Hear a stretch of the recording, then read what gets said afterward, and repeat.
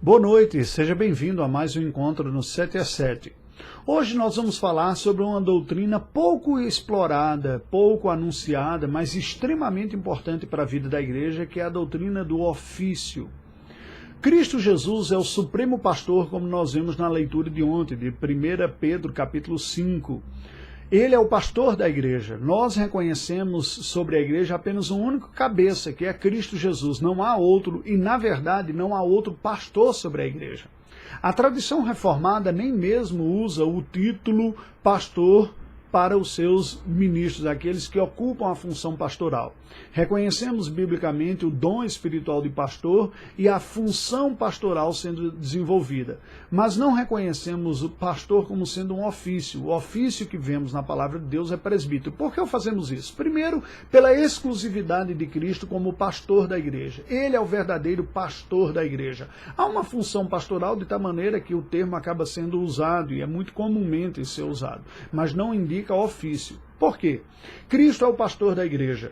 E como nós lemos, o cuidado de Cristo é integral para com o seu povo. Em Mateus 9:35 lemos: E percorria Jesus todas as cidades e povoados, ensinando nas sinagogas, pregando o evangelho do reino e curando toda sorte de doenças e enfermidades. Isso nos mostra que o Senhor Jesus Cristo, ao desenvolver o seu ministério, cuidava integralmente das pessoas que lhe eram confiadas. Cuidava do seu corpo, com o poder de Messias e Filho de Deus que tinha, curando enfermidades, libertando de demônios, e cuidava de sua alma, instruindo, pregando, anunciando a palavra de Deus. Entretanto, para que ficasse claro, e também pela nossa própria limitação, que ninguém é autossuficiente, não existe uma liderança centrada, focada em uma única pessoa, a igreja do Senhor não pode ser conduzida ou pastoreada por uma única pessoa, e ninguém tem a plenitude das competências que Cristo tinha. Por isso nós lemos em Atos capítulo 6 as seguintes palavras: Ora, naqueles dias, multiplicando-se o número dos discípulos, houve murmuração dos helenistas contra os hebreus, porque as viúvas deles estavam sendo esquecidas na distribuição diária. Estavam 12 entre eles na comunidade dos discípulos, disseram: Não é razoável que abandonemos a palavra de Deus para servir às mesas.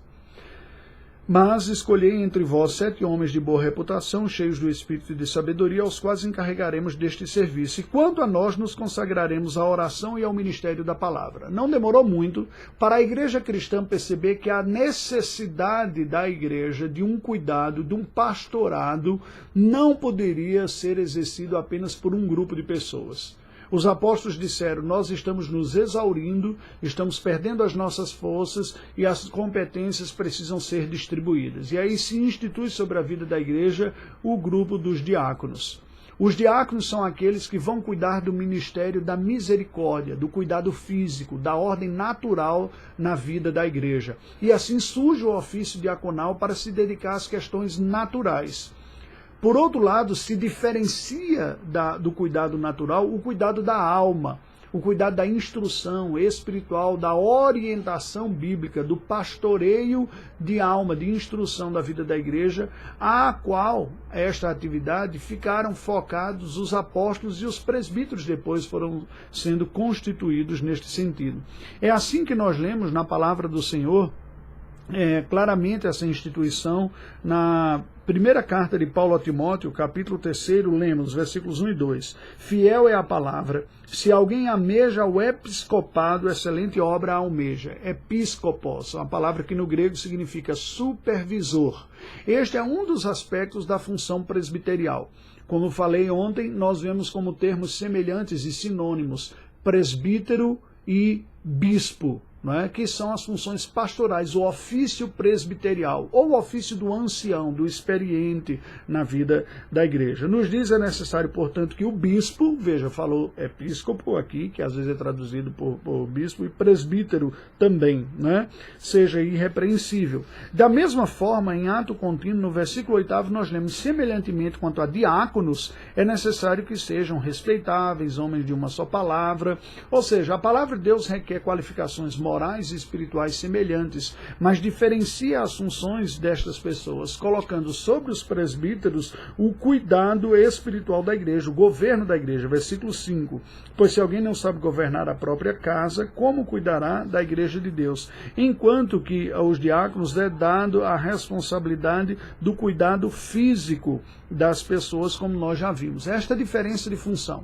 Aí você pergunta, mas qual a diferença então para o presbítero e o pastor? Bem, a Bíblia vai nos dizer a este respeito, em 1 Timóteo capítulo 5, versículos 7 e 8, o seguinte,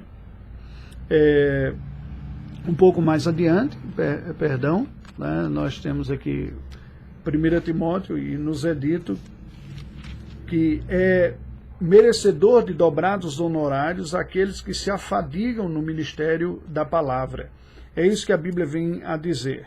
Não é? Aquelas pessoas que estão se dedicando mais exclusivamente ao ministério da palavra, estes devem viver do ministério da palavra, pois diz a palavra do Senhor também que não se deve amordaçar a boca do boi. O apóstolo Paulo cita isso, versículos 17 e 18. Devem ser considerados merecedores de dobrados honorários os presbíteros que presidem bem, ou seja, que organizam, que orientam, com especialidade os que se afadigam na palavra e no ensino, pois a Escritura declara, não amordaces o boi quando pisa o trigo, e ainda o trabalhador é digno do seu salário.